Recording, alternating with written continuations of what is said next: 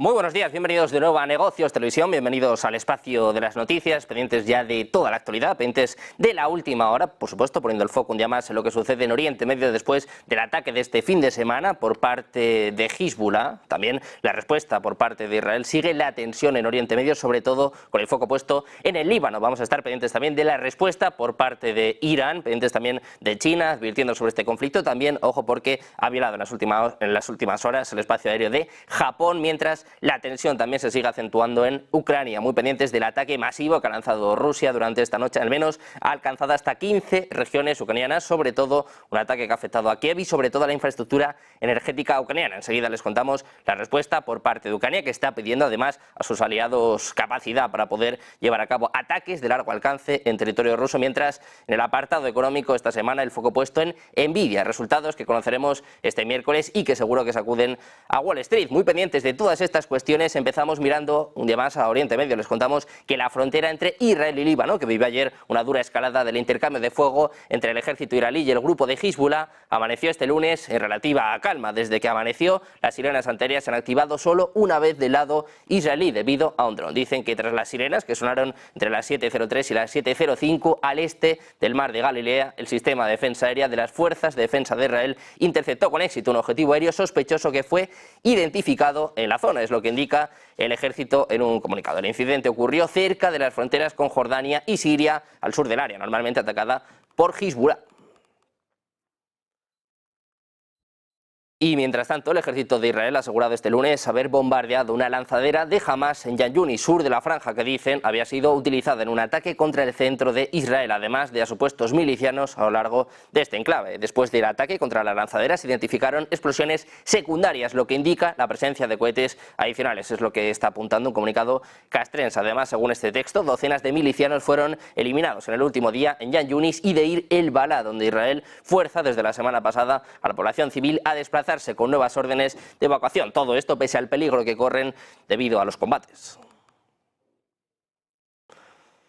Y mientras tanto hay también tensión en el gabinete israelí. El ministro de Defensa, Yoav Gallant, ha dicho que el ministro de Seguridad Nacional, Itamar Ben-Gvir, está poniendo en peligro a Israel al plantear la opción de permitir la oración judía en el Monte del Templo, una medida que pondría fin a un antiguo acuerdo de statu quo y que además provocaría una ira generalizada en el mundo musulmán. Gallant no pide directamente que se destituya a Ben-Gvir de su cargo, todo esto a pesar del intento del político de orquestar su despido el año pasado, pero eso sí, deja claro que mantener al político en el poder podría volverse en contra de Israel, señalando que socavar el statu quo es peligroso, innecesario e imprudente. Dice Gallant que las acciones de Ben-Gvir ponen en peligro la seguridad nacional de Israel y su posición internacional. Es lo que escribía Gallant en Twitter. Añade que la acción de las fuerzas de defensa de Israel tomaron ayer para frustrar un ataque de Hezbollah ha fortalecido a Israel. Dice que las declaraciones de Ben-Gvir lo que están haciendo es debilitar a su pueblo.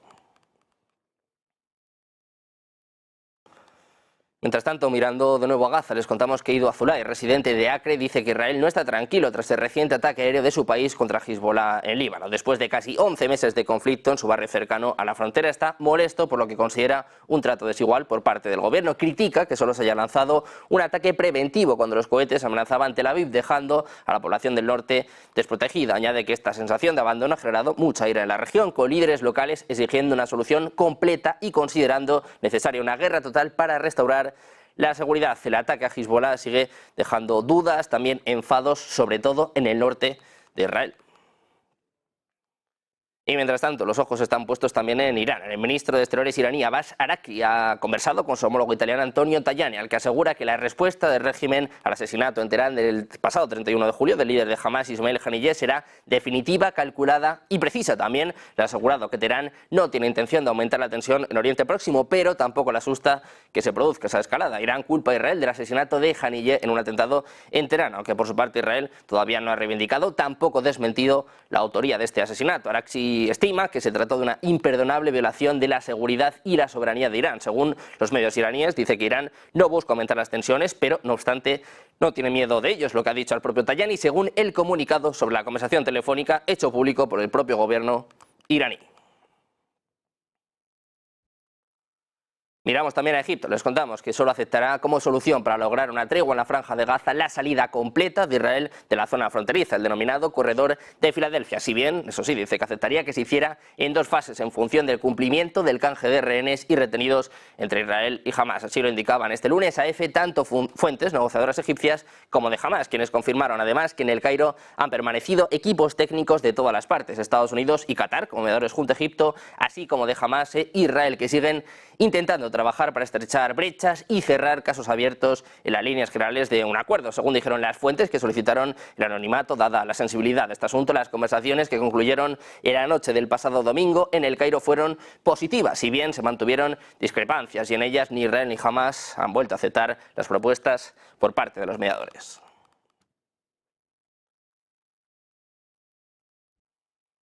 También estamos un día más pendientes del Mar Rojo. Les contamos que los hutíes se encuentran en alerta máxima para atacar a Israel. Es lo que afirmaba este domingo el ministro de Defensa del gobierno hutí y comandante de las fuerzas rebeldes, Mohamed al-Atifi, citado por Al-Masira. Dice que las Fuerzas Armadas de Yemen en todas sus formaciones están en el más alto nivel de preparación para asestar dolorosos ataques en lo profundo de la entidad sionista. Es lo que manifestaba el propio al-Atifi en una reunión. Dice que la decisión militar de combate tuvo en cuenta todos los determinantes militares y leyó cuidadosamente los elementos de debilidad del enemigo sionista, es lo que detallaba este ministro. Dice que los puntos más importantes del banco de objetivos sionistas han sido monitoreados e identificados cuidadosamente y con la mayor precisión y que han sido sometidos a un proceso de análisis de información y de inteligencia en profundidad.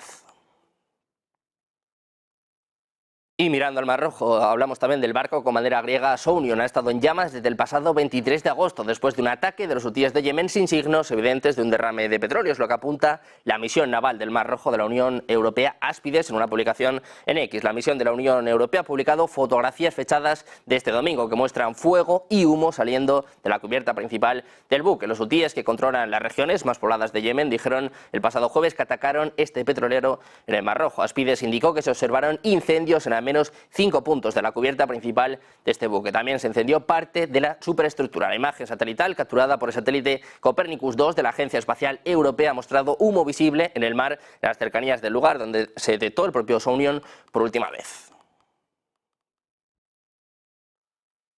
También hablamos de Corea del Norte. El líder norcoreano Kim Jong-un ha observado cómo nuevos drones suicidas despegaban y destruían objetivos de prueba, incluido un tanque simulado, instando a los investigadores a desarrollar inteligencia artificial para los vehículos no tripulados, es lo que informaban este lunes los medios estatales. Kim pidió la producción de más drones suicidas para su uso en infantería táctica y unidades de operaciones especiales, como drones de ataque suicida submarinos, así como drones de reconocimiento estratégico y de ataque multipropósito, es lo que apuntaba la agencia KCNA. Y de Corea del Norte pasamos a China. Les contamos que el Ministerio de Defensa de Japón ha informado este lunes que un avión de inteligencia chino I-9 ha violado brevemente su espacio aéreo frente a la costa de las islas Danjo en la ciudad de Goto, la prefectura de Nagasaki. Dicen literalmente que los aviones de combate de la Fuerza de Autodefensa Aérea fueron enviados a responder y el avión de recopilación de información ya abandonó el espacio aéreo. Esta es la primera vez que se confirma que un avión militar chino ha violado el espacio aéreo japonés y el Ministerio de Defensa continúa monitoreando y analizando atentamente el propósito de este vuelo, es lo que agregaba el propio Ministerio japonés. También miramos a la carrera presidencial en Estados Unidos. El expresidente Donald Trump ha recurrido a Truth Social para afirmar que la vicepresidenta Kamala Harris está haciendo todo lo posible para desvincularse de la administración de Joe Biden. Señaló que eso no funcionará, ya que ella estaba a cargo de la frontera y dice, literalmente, era la zar de la frontera. En una publicación anterior, Trump dijo que las encuestas contra Kamala lucen muy bien y la calificó de persona aún peor que el presidente Joe Biden, quien, según el propio Trump, fue descartado sin contemplaciones. Pendientes también de la tensión en Ucrania, en concreto miramos a Polonia. El mando operacional del ejército polaco ha emitido este lunes un mensaje urgente en el que informa de la intensificación de las patrullas aéreas con participación aliada en la frontera con Ucrania. Todo esto debido a los ataques lanzados por Rusia en la región de Leópolis. En el comunicado se puede leer que desde primeras horas de la mañana se ha observado una intensa actividad de la aviación de largo alcance de la Federación Rusa relacionada con ataques contra objetos ubicados, entre otros, en el territorio occidental de Ucrania, lo que ha llevado a Polonia a iniciar operaciones aéreas de aviones polacos y aliados, dice, para asegurar el espacio aéreo. La última vez que se activó este tipo de alarma fue el pasado 8 de julio. Y mientras tanto, mirando al conflicto en Ucrania, les contamos que Kiev y Moscú continúan con sus ataques nocturnos diarios en una guerra de Ucrania que cumple prácticamente 2 años y medio. Esta madrugada las tropas de Putin han bombardeado el centro de la capital de Kiev como parte de un ataque masivo en varias zonas del territorio ucraniano. El ataque, uno de los más duros contra la capital, donde se han escuchado al menos 7 explosiones y provocado cortes de luz y de otros suministros en Kiev, han provocado también hasta 3 fallecidos. Los bombardeos, como decimos, han dejado 3 muertos en las regiones de Luz occidental, de Dnipro oriental y Zaporilla meridional. Por su parte, Kiev ha centrado sus ataques en la región de Saratov, a unos 900 kilómetros de la frontera con Ucrania, donde las defensas rusas han derribado 9 aparatos no tripulados. Rusia tiene una base militar de bombarderos estratégicos en Engels, en Saratov, que Ucrania ha atacado en numerosas ocasiones desde que Moscú comenzara el conflicto el pasado febrero de 2022. Y pendientes también del presidente ruso, Vladimir Putin, ha afirmado este lunes que la economía de su país sigue creciendo a un ritmo bueno y alto. Durante una videoconferencia sobre temas económicos, Putin afirmó que, según las estimaciones, el Producto Interior Bruto de Rusia en el primer semestre de 2024 ha aumentado un 4,6%. Al hablar de la inflación, el jefe de Estado ha subrayado que es necesario actuar de manera coordinada para que los dígitos sigan bajando. Miramos también al otro bando, miramos a Ucrania. Las defensas aéreas de Ucrania dicen que han derribado aproximadamente 15 misiles y 15 drones que tenían como objetivo a la capital de Kiev durante el ataque nocturno de Rusia de este lunes. Es lo que apunta Sergei Popko, el jefe de la administración militar de Kiev, a través de la aplicación de mensajería de Telegram. En Ucrania, además, están teniendo lugar cortes de energía. Ucrania ha ordenado este lunes que se introduzcan apagones de emergencia en varias regiones de Ucrania, incluidas Mykolaiv, Kharkov, Cherkasy y Kirovohrad, es lo que están informando los medios locales. Anteriormente, las fuerzas aéreas de Ucrania informaron en Telegram que Rusia había lanzado un ataque masivo con drones y misiles, con explosiones que sacudieron varias ciudades. Mientras tanto, el alcalde de Kiev, Vitaly Klitschko, ha dicho en una publicación que se estaban produciendo cortes de electricidad en varios distritos de la capital y que también se estaba interrumpiendo el suministro de agua. El jefe de la oficina presidencial de Ucrania, Andriy Yermak, ha amenazado en una publicación en las redes sociales que los continuos ataques de Rusia a la infraestructura ucraniana le van a costar muy caro. Ucrania, que además acusa en las últimas horas a Bielorrusia, el país vecino, aliado, por cierto, de Moscú. Este domingo dice Ucrania que está concentrando tropas en su frontera común y advierte que Minsk debería evitar acciones inamistosas. Es lo que apuntaban en un comunicado de la Cancillería. El comunicado se produjo después de que Ucrania iniciara una incursión en la región rusa de Kursk el pasado 6 de agosto y con las tropas rusas continuando su avance en el este de la República Soviética. Bielorrusia permitió a las tropas rusas utilizar su territorio como plataforma de lanzamiento desde el inicio del conflicto, febrero de 2022. Ahora Ucrania alerta y afirma además que Bielorrusia está concentrando tropas en la frontera común, lo mismo que decía Bielorrusia hace apenas unas semanas.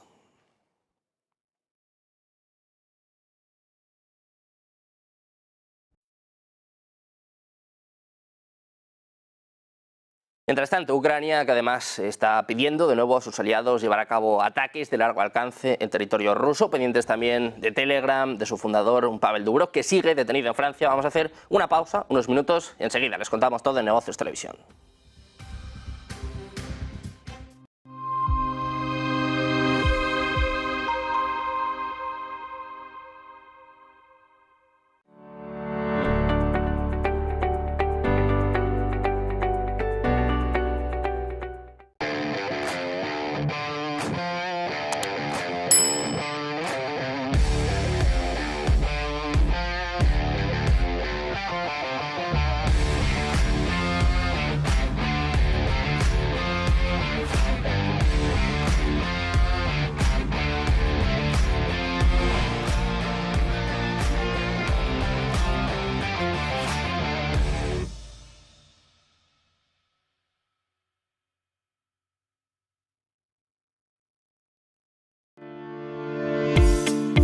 Dicen que el tiempo lo cura todo, pero los inversores en bonos que se han visto perjudicados por la compra de Credit Suisse pueden necesitar más que unos meses antes de estar dispuestos a lanzarse a por los bonos de capital adicional Tier 1, los AT1, que el VS espera todavía colocar en el mercado. Es fácil entender por qué los inversores en deuda subordinada pueden mostrar cautela, porque recibieron un duro golpe cuando el banco suizo aceptó hacerse cargo de su rival en quiebra en marzo. Títulos con un valor nominal de 17.000 millones de dólares que desaparecieron de un día para otro. Y lo que es peor, fueron borrados a pesar de que los accionistas consiguieron retener algo de valor, en un extraordinario vuelco de la jerarquía tradicional del capital. Los bonos AT1, los convertibles contingentes, los cocos, se crearon a raíz de la crisis financiera de 2008. Era una forma en la que los bancos que colapsaran absorbieran las pérdidas, lo que hacía menos probable un rescate financiado por el contribuyente. Apuesta arriesgada, porque si un prestamista se mete en problemas, esta clase de bonos se pueden convertir rápidamente en capital o amortizarse por completo. Son de mayor riesgo y por eso ofrecen un mayor rendimiento que la mayoría de los emitidos con calificaciones crediticias similares, lo que los hace populares, sobre todo entre los que tienen dinero, los clientes institucionales. Por lo general, los tenedores de bonos, en el orden jerárquico, están arriba. Cuando un banco colapsa, los accionistas son los primeros que pierden, pero debido al cambio de las normas, por el caso Credit Suisse, ya nada está sobre seguro.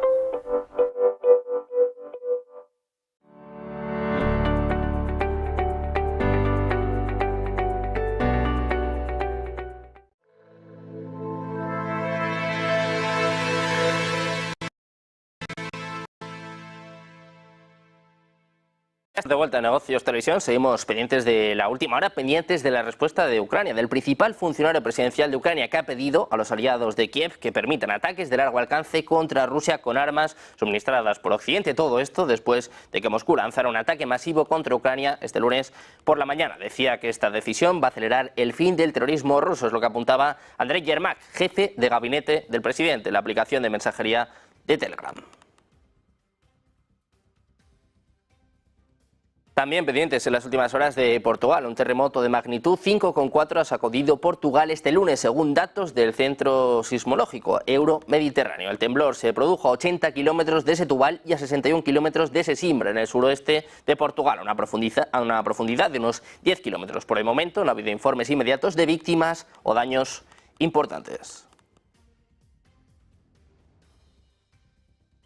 Una semana en la que, poniendo el foco en la economía, mirando a Wall Street, los focos van a estar acaparados por parte de Nvidia. La próxima semana no va a haber tantos informes de resultados como las semanas anteriores, pero aún así va a haber información sobre el desempeño de varios sectores industriales, incluidos la tecnología y el comercio minorista, tanto en Estados Unidos como en Alemania. El miércoles, al final de la sesión bursátil en Wall Street, los inversores estarán muy interesados en ver cómo le fue a la empresa de inteligencia artificial Nvidia Corporation en su segundo trimestre fiscal de 2025. Otra empresa con sede en Estados Unidos, la firma de software en la nube Salesforce, también va a revelar información sobre sus actividades financieras durante el mismo periodo. Además, el fabricante de software estadounidense HP va a revelar sus últimos resultados financieros. El jueves va a estar marcado por la atención que van a prestar los inversores al minorista de calzado alemán Birkenstock Holding y al minorista de electrónica de consumo estadounidense Best Buy Co. Finalmente, el viernes va a ser el turno de Dell Technologies, una multinacional tecnológica estadounidense que anunciará sus cifras trimestrales cuando los mercados estadounidenses cierren la jornada. También en el foco está puesto en Telegram, en el multimillonario nacido en Rusia y propietario de Telegram, Pavel Durov, que sigue detenido este lunes y que además va a ser interrogado en las próximas horas por la policía francesa, es lo que informa el canal de noticias francés local France Info, después de que fuera arrestado y puesto bajo custodia este fin de semana. Dice que la custodia policial va a continuar este lunes y podría durar hasta 4 días, es lo que indica este informe, según apunta Reuters. La Fiscalía de París no respondió de inmediato a una solicitud de comentarios por parte de Reuters. Las autoridades francesas aún no han confirmado el arresto del propio Durov. Una fuente policial dijo a Reuters que Durov fue arrestado el fin de semana en un aeropuerto de aviones privados cerca de París, porque era objeto de una orden de arresto. Una unidad de gendarmería especializada en ciberseguridad y la Unidad Nacional de Policía Antifraude están liderando la investigación, según apunta esta fuente. Dice además que el director ejecutivo de Telegram, Pavel Durov, no tiene nada que ocultar y que viaja con frecuencia por Europa. Es lo que apunta Telegram en un comunicado este domingo, agregando que es absurdo afirmar que una plataforma o su propietario son responsables del abuso de esa plataforma. Y mirando a Telegram, les contamos que el equipo de mensajería ha tachado, como les contábamos, de absurdo los intentos de responsabilizar a la plataforma o su propietario por un supuesto abuso de la misma. Dice que Telegram está respetando las leyes de la Unión Europea, incluida la Ley de Servicios Digitales. Su moderación se ajusta a los estándares de la industria y mejora constantemente, es lo que afirma el canal Telegram News. Añade que el director ejecutivo de Telegram, Pavel Durov, no tiene nada que ocultar y que viaja con frecuencia por Europa. Añade que es absurdo afirmar que una plataforma o su propietario sean responsables del abuso de la misma. Añade que casi 1.000 millones de usuarios en todo el mundo utilizan Telegram como medio de comunicación y como fuente de información vital. Por ello están esperando una pronta resolución de esta situación. También miramos a los principales índices bursátiles, sobre todo poniendo el foco ahora en Europa. Les contamos que han cotizado a la baja este lunes antes de la apertura del mercado, ya que los inversores se preparaban para la publicación del informe sobre el clima empresarial del Instituto de Investigación Económica IFO de Alemania, una medida crucial para el desempeño económico del país. Además, la Oficina Federal de Estadística de Suiza está a punto de revelar su informe trimestral sobre el empleo. El DAX ha caído un 0,25%, mientras que el Eurostoxx cedía 0,14%. El CAC 40 también perdía unas 6 centésimas, mientras que el mercado de valores de Reino Unido va a estar cerrado en el día de hoy por el periodo bancario de verano. También miramos al euro, que se depreciaba un 0,18% frente al dólar, mientras que la libra esterlina se depreciaba un 0,12%, cotizando en los 1,31993 dólares. Y miramos también a las bolsas asiáticas. Las principales bolsas de valores de la región Asia-Pacífico han continuado cotizando de forma mixta este lunes, mientras los inversores aún asimilaban los comentarios que hizo la semana pasada Jerome Powell de la Reserva Federal de Estados Unidos. Mientras tanto, en los próximos días, los operadores van a conocer datos de Japón, incluidos informes sobre la producción industrial, la confianza del consumidor y los precios al consumidor en Tokio. En China continental, el Shanghai Composite perdía un 0,26%, mientras que el Shenzhen Composite ganaba un 0,19%. Mientras tanto, el Hansen de Hong Kong subía un 0,66%, el Kospi Composite de Corea del Sur caía un 0,33% a la misma hora. La bolsa australiana, el S&P/ASX 200 de Australia, subía un 0,66% y el Nikkei de Japón caía un 0,95%. El dólar cotizaba un 0,24% por debajo del yen, vendiéndose a los 143,97. Y pendientes también de los precios del petróleo crudo, les contamos que han aumentado un 1,1% las operaciones del lunes debido a la constante incertidumbre en torno a la estabilidad de su suministro, derivada de la posible expansión del conflicto en Oriente Medio. Durante el fin de semana, Israel y Hezbollah intercambiaron una andanada de misiles. Hezbollah respondió al asesinato de Fuad Shukr, un alto comandante en Beirut, lanzando cientos de cohetes y drones hacia Israel. Antes, los aviones israelíes también atacaron posiciones de la milicia en el Líbano. El West Texas Intermediate, para entregas en octubre, subió un 1,16%, llegando a los 75,73 dólares por barril. Por su parte, el Brent también subía un 1,11%, vendiéndose los 79,92 dólares por cada barril.